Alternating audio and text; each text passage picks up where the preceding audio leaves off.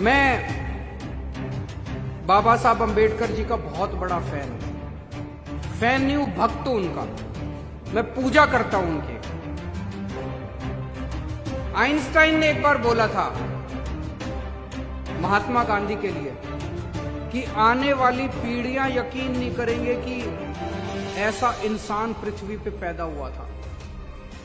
ये बात मैं बाबा साहब अंबेडकर के लिए बोलना चाहता हूं कि आने वाली पीढ़ियां यकीन नहीं करेंगी कि बाबा साहब अंबेडकर जैसा इंसान इस पृथ्वी के ऊपर पैदा हुआ था।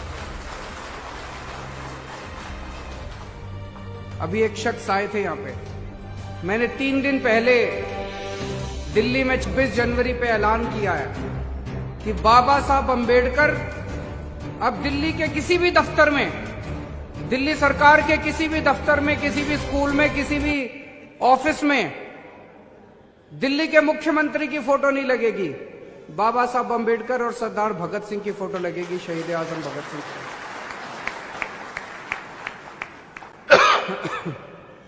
वो शख्स चाह रहे थे कि पंजाब में अगर हमारी सरकार बनती है तो पंजाब में भी ऐसे होना चाहिए, पंजाब में भी ऐसे होगा।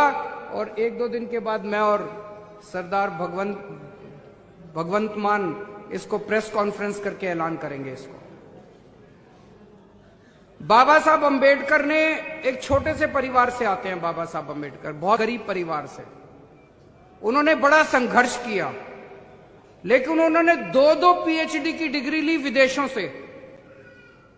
उन्होंने अमेरिका से और इंग्लैंड से 2 विदेशों से पीएचडी की डिग्री ली। अपनी जिंदगी में उन्होंने सबसे बड़ी तवज्जो पढ़ाई को दी। उन्होंने कहा कुछ भी करो लेकिन अपने बच्चों को अच्छी शिक्षा देना। उनका सपना था कि ऐसा देश होना चाहिए आजादी के बाद जिसमें अमीरों के और गरीबों के बच्चों को एक जैसी अच्छी शिक्षा मिले, हर बच्चे को अच्छी शिक्षा मिले।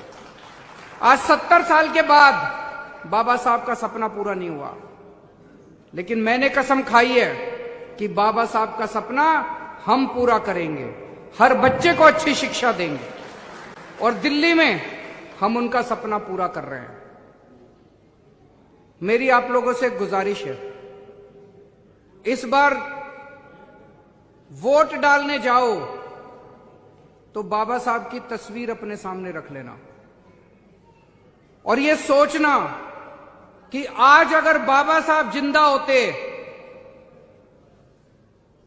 तो वो किसको वोट देते। एक तरफ रेता चोर है, एक तरफ नशा बेचने वाले हैं और एक तरफ कट्टर ईमानदार भगवंत मान है। अगर आज बाबा साहब अंबेडकर जिंदा होते तो वो किसको वोट देते? नशा बेचने वालों को वोट देते, रेता चोरों को वोट देते कि ईमानदार भगवंत मान को वोट देते? मैं आपसे पूछना चाहता हूं, किसको वोट देते बाबा साहब अंबेडकर? वही करना जो बाबा साहब अंबेडकर करते। सोचना जिस दिन वोट डालने के लिए जाओ उनकी तस्वीर अपनी आंख बंद कर लेना, आंख बंद करके उनकी तस्वीर अपने सामने लेके आना और सोचना कि बाबा साहब अंबेडकर अगर जिंदा होते तो क्या करते। हम माहौल बदला है तो डॉक्टर अंबेडकर के बिना अब किसी का काम नहीं चल पा रहा है। सब नाम ले रहे हैं डॉक्टर अंबेडकर का, और वो लोग भी नाम ले रहे हैं जो अपना सारा काम डॉक्टर अंबेडकर के खिलाफ कर रहे हैं। इस खतरे से बचना जरूरी है। मैं कोट पढ़ रहा हूं, 1940 में, किताब का नाम है पाकिस्तान और the partition of India. Doctor Ambedkar क्या लिख रहे हैं आप सुनिए। अगर हिंदू राज हकीकत बनता है तब वह इस मुल्क के लिए सबसे बड़ा अभिशाप होगा। हिंदू कुछ भी कहें, हिंदू राष्ट्र, हिंदू धर्म समानता, स्वतंत्रता और बंधुत्व के लिए खतरा है। उस आधार पर वह लोकतंत्र से मेल नहीं खाता है।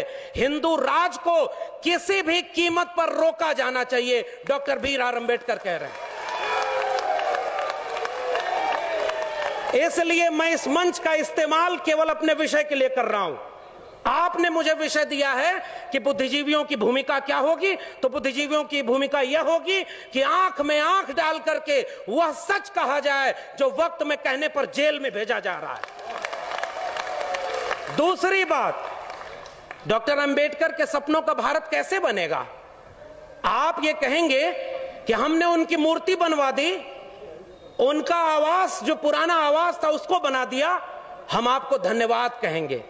फिर आपसे पूछेंगे कि डॉक्टर अंबेडकर के सपनों के भारत में क्या था? आप कह रहे हैं शिक्षा थी। तमाम नेता लोग हैं, मैं किसी का नाम नहीं लूंगा, बुद्धिजीवी इशारों में बात करता है। हम किसी व्यक्ति और नेता को इतना महत्व क्यों दें कि उसका नाम लेने की जरूरत पड़े? अब मैं आपसे सवाल पूछ रहा हूं, डॉक्टर अंबेडकर, बिरसा, फूले, पेरियार, यहां से लेकर तथागत बुद्ध तक सबसे महत्वपूर्ण लड़ाई कौन सी थी? शिक्षा की। आपने भी कहा शिक्षा की लड़ाई अगर सबसे महत्वपूर्ण है और शिक्षा के लिए सारा काम हो रहा है, तो एक बात बताइए, इस देश में जब स्कूल, कॉलेज और विश्वविद्यालय के लिए आंदोलन होना चाहिए तो मंदिर मस्जिद के लिए आंदोलन हो रहा है। ये अंबेडकर के सपनों का भारत है।